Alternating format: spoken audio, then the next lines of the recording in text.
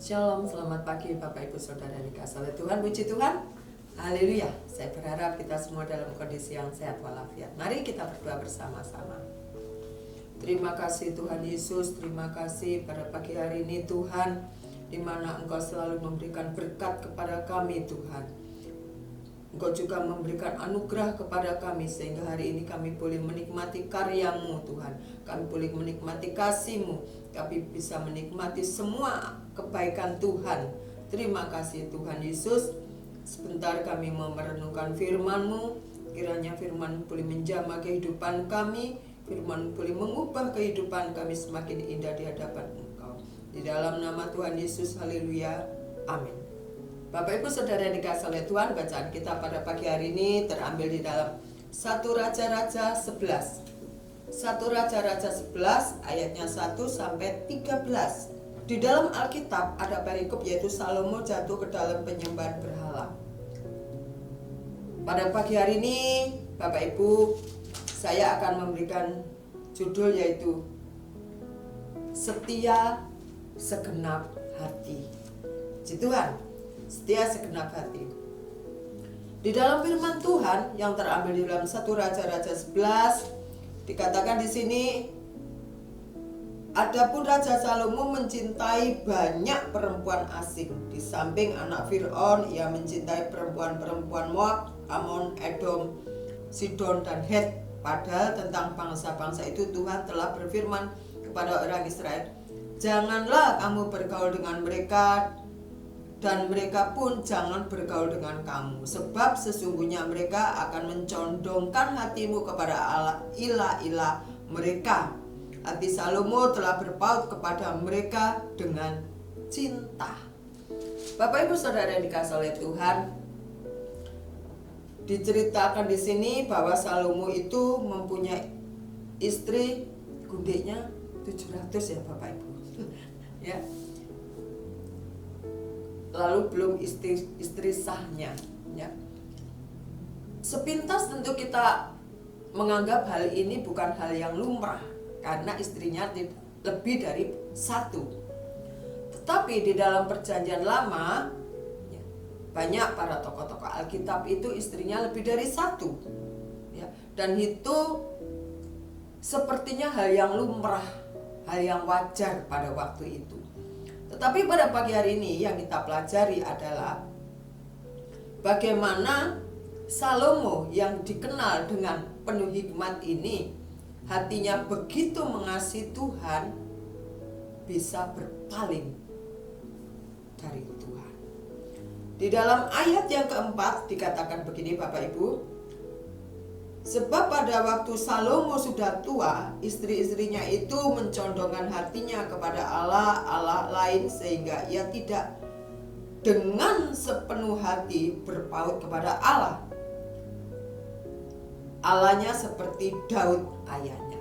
Kalau kita melihat perjalanan Daud, perjalanan Salomo, betapa ya, beliau-beliau ini hatinya mencintai Tuhan.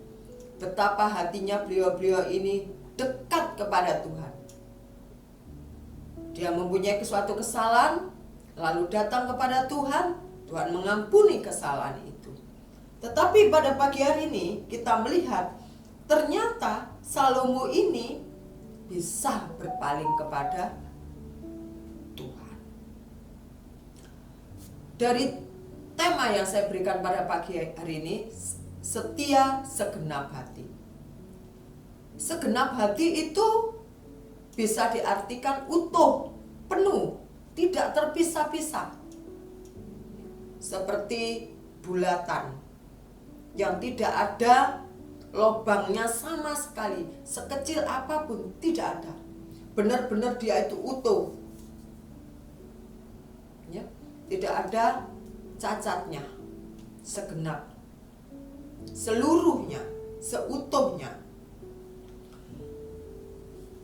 Bapak Ibu Saudara yang dikasihi oleh Tuhan, tetapi pada saat Salomo ya, mempunyai banyak gundik istri, dikatakan firman Tuhan di dalam Alkitab yang istri-istrinya dari berbagai negara itu, istrinya telah menyembah ilah atau Allah-Allah lain selain Yehova, selain YHWH, selain Tuhan. Dia mempunyai Allah sendiri, Allah dengan A kecil. Saya lebih mengatakan ilah-ilah. Istri-istrinya, kunde-kunde telah membawa Salomo, telah menyeret hatinya Salomo untuk beribadah, untuk menyembah ilah-ilah dari istri-istrinya, yaitu patung-patung, dewa-dewa. Bapak Ibu Saudara yang dikasihi oleh Tuhan, tetapi kita melihat kesetiaan itu adalah orang-orang yang benar-benar seutuhnya, sepenuh hati mengasihi. Kesetiaan orang percaya tidak dapat diukur dari hal-hal yang bersifat lahiriah atau yang kelihatan. Bapak Ibu Saudara yang dikasihi oleh Tuhan, dalam kehidupan kita sudah mengasihi Tuhan. Saya percaya jemaat di JSS hatinya begitu melekat kepada Tuhan, hatinya begitu berpaut kepada Tuhan. Kita mengambil pelajaran pada pagi hari ini, jangan sampai kesetiaan kita yang sudah segenap hati dicondongkan kepada hal-hal yang lain. Seperti tadi saya katakan, kesetiaan orang percaya tidak diukur dengan yang kelihatan mata. Oh, dia setia,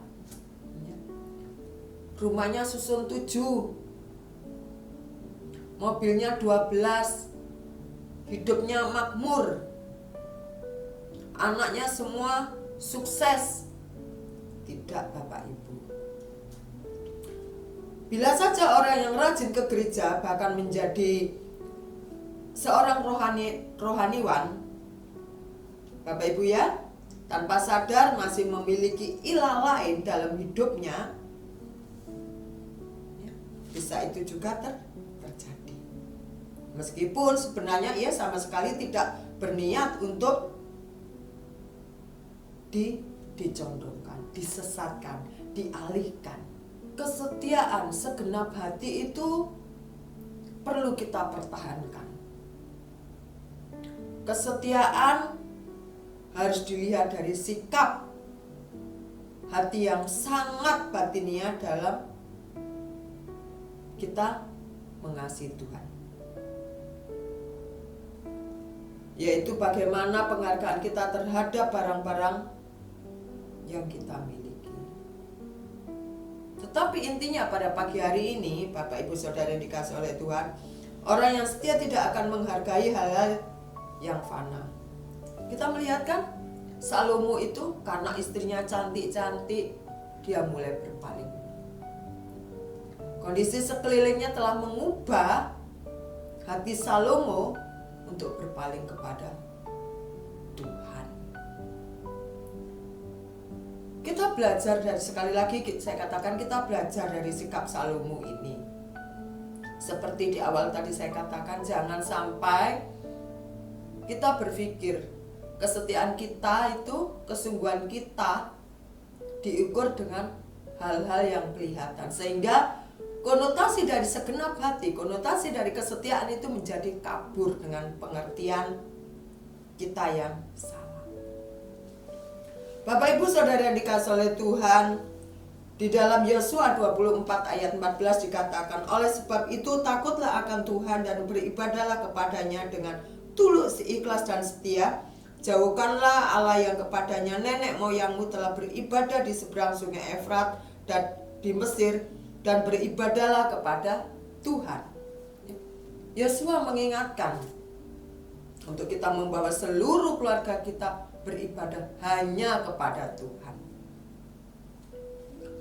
Dalam hidup kita mungkin ada ilah, tidak seperti Salomo.